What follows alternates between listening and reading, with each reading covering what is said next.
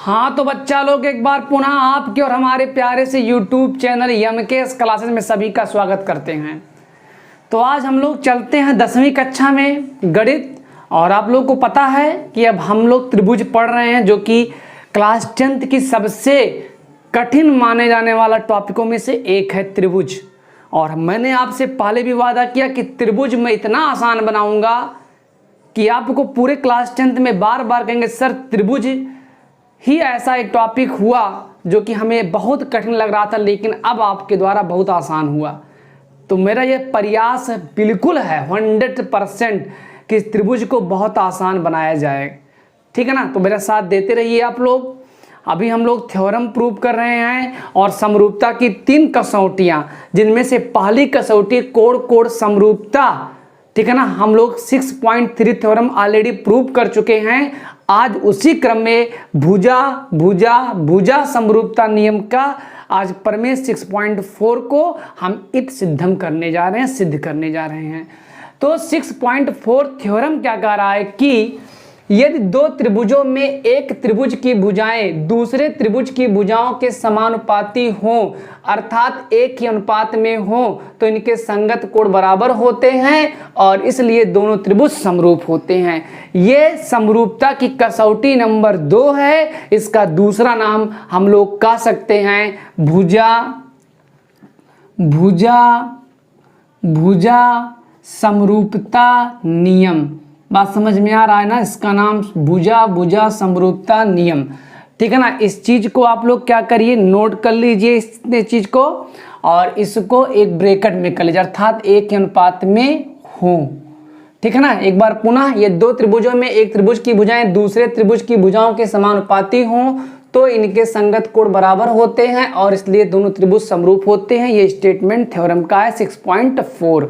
आइए चलते हैं। जैसा कि आपको पता ही होगा कि किसी भी थ्योरम को प्रूव करने के लिए हमें कुछ चरणों का, ठीक है ना, क्या करते हैं भैया, प्रयोग करते हैं। सबसे पहला चीज क्या होता है, दिया है या ज्ञात है, दोनों में से जो अच्छा लगे आप अपने मन से लिख लीजिए।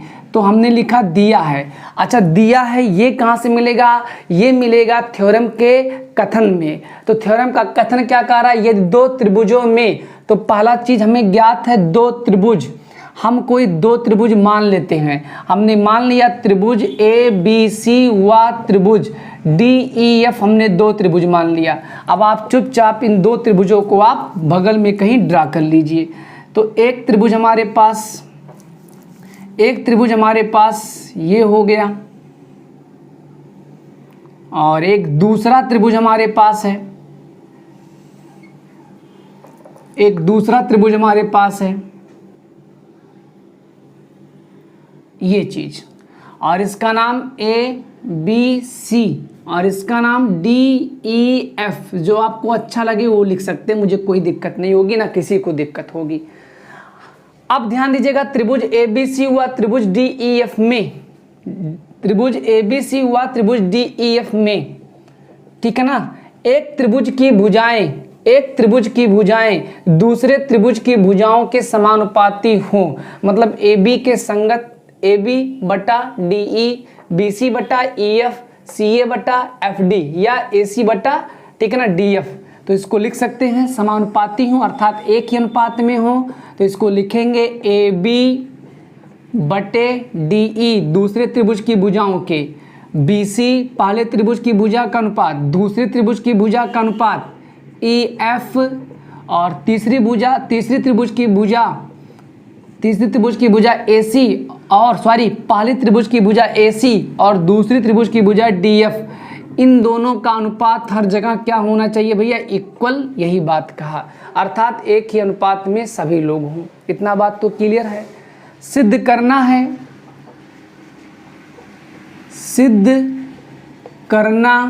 है, क्या सिद्ध करना है कि इनके संगत कोण, तो कोण A के संगत कौन है भैया, कोण D। कोण A बराबर कोण D। कोण B किसके संगत है, कोण E के। कोण B बराबर कोण E तथा कोण C बराबर कोण F। तब दोनों त्रिभुज क्या होंगे भैया, समरूप होंगे। ऐसी स्थिति को अगर फॉलो कर लेगा तो तो ये दोनों त्रिभुज सिमिलर होंगे। इतना बात तो क्लियर है, मुझे यही प्रूव करना है। पहले ये हो जाएगा, जब ये हो जाएगा तो एट लास्ट ये तो हो ही जाएगा। इतना बात तो क्लियर है, किसी को कोई दिक्कत नहीं होनी चाहिए। अब जैसे हमने 6.3 थ्योरम में रचना किया, कंस्ट्रक्शन किया, ठीक उसी प्रकार से वही रचना है। रचना याद होगा, ए बी बराबर डी पी तथा ए सी बराबर डी क्यू, ठीक है ना। काटा मतलब क्या है, जितनी लेंथ ए बी की है उसी प्रकार से एक लेंथ हमारे पास डी पी होगा, उसी प्रकार से एक लेंथ जिस प्रकार से ए सी है उसी प्रकार से डी क्यू होगा। मैंने काटा, ठीक है ना। अब पी क्यू को मिलाया, अब पी और क्यू को आपस में मिलाया, तो लो भैया इसको मैंने पी और क्यू को आपस में मिला दिया। किसी को कोई दिक्कत नहीं होनी चाहिए। अब आइएगा दूसरी बात क्या है, अगला हेडिंग क्या होता है, उत्पत्ति का, जिसे हम लोग प्रूफ कहते हैं। अब किसी भी थ्योरम को प्रूव करने के लिए उसके स्टेप आपको ध्यान में होना चाहिए। जब तक एक स्टेप आगे का नहीं सोचेंगे तब तक आप थ्योरम कभी नहीं प्रूव कर सकते हैं। तो स्टेप सोचना बहुत ज़रूरी है। एक दो बार हमारा अनुसरण कीजिए, उसके बाद आप स्वयं लगाने का प्रयास करेंगे। अब ध्यान दीजिएगा, क्या है भैया, पी क्यू और ई एफ, कहीं ना कहीं पी क्यू ई एफ के समांतर होना चाहिए, तभी तो इसका इस्तेमाल करेंगे बीपीटी। तो पहले हम लोग का लक्ष्य होना चाहिए कि पी क्यू समांतर ई एफ, हमारा फर्स्ट वर्किंग होगा पी क्यू समांतर ई एफ, ये टारगेट है मेरा। अब इस टारगेट को कैसे पूरा करते हैं, अब ध्यान दीजिएगा। सबसे पहला चीज क्या है कि A B by D E, और याद होगा बीपीटी में इतना बटे इतना होता था, तो हमें इन्हीं साइडों का लेंगे, इसका नहीं लेंगे। ए बी बटा डी ई इक्वल ए सी बटा डी एफ, ये कहाँ से है भैया, दिया है, किसी को कोई दिक्कत नहीं होना चाहिए। चूंकि ए बी बराबर डी पी तथा ए सी बराबर डी क्यू, ए सी बराबर डी क्यू, ये कहाँ से, रचना से, इसमें किसी को दिक्कत नहीं होना चाहिए। अब यहाँ से क्या होगा, जहाँ ए बी होगा वहाँ डी पी लिखेंगे, और जहाँ पर हमारा ए सी होगा वहाँ क्या लिखेंगे, डी क्यू लिखेंगे, और बाई डी एफ। अब आप बताइए, D P by D E और D Q by D F, उस स्थिति में पी क्यू ई एफ के समांतर होगा कि नहीं होगा, बिल्कुल होगा। दिस एम्प्लाइज पी क्यू समांतर होगा ई एफ के, काहे होगा भैया, बी पी टी के विलोम से। ये प्रमेय 6.2 है भैया, इतना बात तो क्लियर है, बी पी टी के विलोम से। अगर पी क्यू ई एफ के समांतर हो गया तो उस सिचुएशन में कोण पी कोण ई के बराबर होगा, कोण क्यू कोण एफ के बराबर होगा, बिल्कुल होगा भैया, क्योंकि एकांतर कोण है। तो यहां से लिख सकते हैं, अतः कोण P बराबर कोण E तथा कोण Q बराबर कोण F, काहे, एकांतर कोण हैं। आप लोग पढ़े ही होंगे क्लास 9th में, दो समांतर रेखाएं होंगी, तीसरी रेखा काटेंगे तो ये और ये कोण क्या होते हैं, बराबर होते हैं। अब इसके बाद सॉरी संगत कोण है, दिमाग ही खराब हो जाता है कभी कभी, संगत कोण। अब इसके बाद क्या है, इतना होने के बाद अगला देखिए, पहला टारगेट हमने इतना किया, पहले टारगेट को हमने हासिल कर लिया और उस टारगेट के अनुसार हमने इस स्टेटमेंट को पा लिया। अब ध्यान दीजिएगा, अगला स्टेटमेंट मेरा क्या होने वाला है, अगला जो मेरा टारगेट होगा वो होगा ये त्रिभुज DPQ को त्रिभुज DEF के हम लोग समरूप सिद्ध करने वाले हैं। उससे क्या फायदा होगा, अभी ये बात स्पष्ट हो जाएगी। तो आइए चलते हैं। अब त्रिभुज DPQ व त्रिभुज DEF में तो पहला चीज क्या होगा, कोण D के बराबर है, काहे, उभयनिष्ठ है, इतना बात तो क्लियर है। और इसके बाद कोड P बराबर कोड E, कहाँ से? उपरोक्त से, ये चीज हो गया। उसके बाद तथा कोड Q कोड F के बराबर हो गया, ये कहाँ से? उपरोक्त से। अब बताइए तीनों दो त्रिभुजों के अलग अलग, ये तीनों कोड अलग अलग दो त्रिभुजों के क्या है? कोड हैं, और तीनों कोड दोनों के संगत के बराबर हैं। अतः कोड कोड कोड समरूपता नियम से त्रिभुज DPQ समरूप होगा त्रिभुज DEF के। ये बात तो समझ में आ गया। अब DPQ DEF के समरूप होगा, काहे होगा? कोड कोड कोड समरूपता नियम से। इतना बात तो क्लियर है, किसी को कोई दिक्कत नहीं होना चाहिए। अब इसके बाद क्या है? इतना करने के बाद अगर दो त्रिभुजों के मतलब दो त्रिभुज समरूप होंगे तो उनकी संगत भुजाएं अनुपातिक होती हैं, ये बात तो हम लोगों को पता ही है। अब आइएगा, तब DP बाई DE, अच्छा ये बताइए हमें जो दिखाना था वो दिखाना था त्रिभुज ABC समरूप त्रिभुज DEF, और हमने दिखाया त्रिभुज DPQ समरूप त्रिभुज DEF। मतलब ये और ये तो सही है, कॉमन है, कोई दिक्कत नहीं है। लेकिन अगर हम लोग कहीं से त्रिभुज ABC को त्रिभुज PQN के समरूप दिखा दिया तो इस स्टेटमेंट से और उस स्टेटमेंट से ये और ABC समरूप हो जाएंगे। तो अभी उस चीज को भी फाइनल कर दे रहे हैं। तो आइएगा, DP बाई DE हो गया, और उसके बाद में PQ बाई EF हो गया, और इक्वल क्या हो गया? DQ बाई DF हो गया। इतना बात तो क्लियर है। अब हमें क्या करना है? मेरा टारगेट इस त्रिभुज में है और इस त्रिभुज में है। बात समझ में आ रहा है ना? इस त्रिभुज और इस त्रिभुज में, अगर इस त्रिभुज और इस त्रिभुज को सर्वांगसम दिखा ले गए तो समरूप भी हो जाएगा। तो आइए चलते हैं, कैसे करते हैं ध्यान दीजिएगा। इस चीज को अभी आप समझ जाएंगे बहुत जल्द। अब क्या है? DP बाई DE इक्वल हमने पा लिया DQ by EF equal DQ by DF। हमें BC और PQ को बराबर दिखाना है। BC और, ठीक है ना, BC और किसे दिखाना है? PQ को। तो आइए चलते हैं।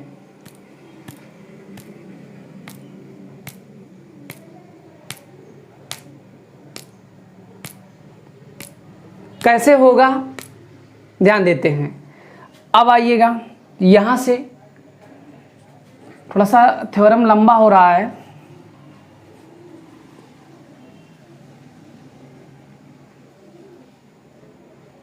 इस चीज को अब यहां ध्यान देंगे आप लोग। क्या है कि चूंकि AB by DE equal BC by EF, इतना बात तो क्लियर है। अब कहेंगे सर जी इसको बराबर भी दिखा सकते थे ना। अब सपोज करिए कि हम गए हैं एक बफर सिस्टम में खाना खाने, अब वहाँ भाई बहुत बड़े बड़े व्यंजक लगे हुए हैं, मीट मच्छी भी है, शाकाहारी है और मांसाहारी। हम निकले शाकाहारी, तो क्या मांसाहारी भी खाएंगे? क्या नहीं खाएंगे। तो जो आवश्यकता वही खाएंगे, तो जिसकी आवश्यकता हम उसी को सेलेक्ट कर लिए। AB by DE equal BC by EF, ये कहाँ से है? ये चीज़ दिया है। और इसके बाद तथा DP by DE equal PQ by EF, इतना बात तो क्लियर है। अब आप बताइए जितना लेंथ DP का है उतना ही लेंथ AB का है। तो चूंकि इसे हम समीकरण 1 मान देते हैं, चूंकि DP बराबर AB, ये कहाँ से है? ये चीज़ रचना से है। तो अब लिख सकते हैं इसलिए, ठीक है ना, DP के जगह पर AB by DE equal PQ by EF, और ये समीकरण नंबर 2 हो गया। अब समीकरण 1 और 2 के लेफ्ट हैंड साइड बराबर हैं, तो सिचुएशन में राइट हैंड साइड भी क्या होंगे, बराबर होंगे, 1 व 2 से। तो A B by D E बराबर है, तो बचा क्या, B C by E F equal, और ध्यान दीजिएगा, ठीक है ना, सही है, P Q by E F. अब आप बताइए ई एफ से ई एफ क्या हो गया, कैंसिल, और इस प्रकार से बी सी किसके बराबर हो गया, पी क्यू के। इतना बात तो क्लियर है। अब जब बी सी पी क्यू के बराबर हो गया तो अब ध्यान दीजिए मैं क्या करने वाला हूं, यहां से अब त्रिभुज, इस त्रिभुज और इस त्रिभुज को हम लोग सर्वांगसम दिखाने वाले हैं, और जितने सर्वांगसम होते हैं उतने समरूप भी होते हैं। तो त्रिभुज ए बी सी व त्रिभुज डी पी क्यू में, व त्रिभुज डी पी क्यू में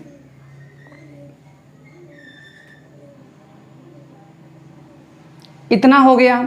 इसके बाद क्या होगा, त्रिभुज ए बी सी व त्रिभुज डी पी क्यू में ए बी बराबर डी पी, कहाँ से, रचना से, और ए सी बराबर डी क्यू, कहाँ से, रचना से, और B C equal P Q, ये कहाँ से, उपरोक्त मैंने प्रूव किया, उपरोक्त से।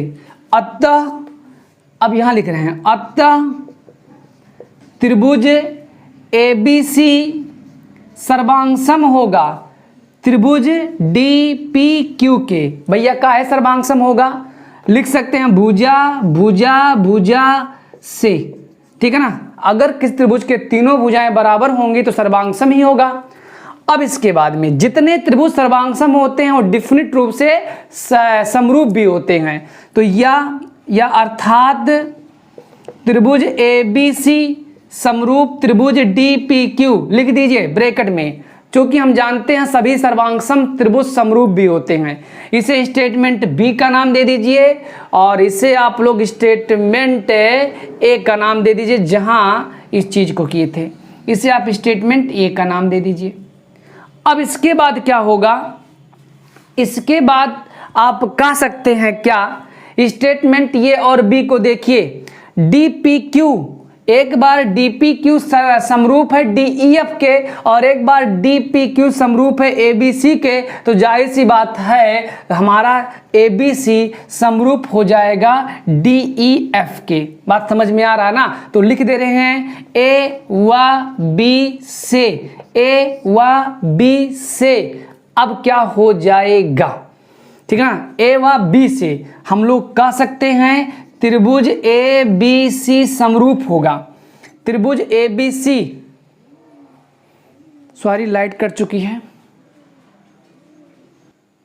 सॉरी लाइट कट गई थी, आ गई अब। त्रिभुज ए बी सी, त्रिभुज हमारा जो ए बी सी है, जो त्रिभुज ए बी सी हमारा है, ठीक है ना, वो ध्यान दीजिएगा, एक बार पुनः ध्यान दीजिएगा, मुझे ए बी सी और डी एफ को दिखाना है। एक बार वही डी पी क्यू समरूप है ए बी सी के, और एक बार वही त्रिभुज डी पी क्यू समरूप है डी ई एफ के, तो जाहिर सी बात है ए बी सी भी समरूप होगा त्रिभुज डी ई एफ के, और इस प्रकार से ये त्रिभुज हमारा क्या हो गया भैया, समरूप हो गया और सिद्ध हो गया। अगर इतना हो गया तो इसके संगत कोण भी क्या होंगे भैया, बराबर ही होंगे। ये बात कंफर्म हो चुकी है। अब अगर हम दूसरे भाषा में आ जाएं, इस थ्योरम को प्रूव करने के कई तरीके हैं, आप किताब में भी देख लीजिए और कहीं देख लीजिए और मेरा देख लीजिए, जो अच्छा लगे, जो समझ में आए उस चीज़ को एक्सेप्ट करिए, हालांकि सब कुछ सही है। तो एक बार पुनः मैं आपको समराइज कर दे रहा हूँ। देखिए ये सब चीज़ समझ में आया। पहला आपका टारगेट होना चाहिए कि इसको समांतर दिखाएंगे। जब समांतर हो जाएगा तो ये कोण इस कोण के बराबर, ये कोण इस कोण के बराबर, तो इस त्रिभुज में और बड़े त्रिभुज को आप लोग ठीक ना समरूप दिखा दीजिए। जब समरूप दिखा देंगे तो संगत भुजाएं अनुपातिक होंगी, और एक बार क्या होगा, अगला कार्य हमारा ये होगा कि इस त्रिभुज और इस त्रिभुज को सर्वांगसम दिखा दीजिए। जब सर्वांगसम हो जाएगा तो समरूप हो जाएगा। एक बार ये इसके सर्वांगसम है, एक बार ये इसके सर्वांगसम है, सॉरी एक बार ये इसके समरूप है, एक बार ये इसके समरूप है, तो जाहिर सी बात है एक बार बड़े वाले के भी समरूप होगा। और इस प्रकार से हमने इस थ्योरम को आज प्रूव कर लिया। अगला क्लास हमारा जो होगा वो 6.5 का होगा। तब तक के लिए सभी दोस्तों से नमस्कार। थ्योरम नोट कर लीजिए।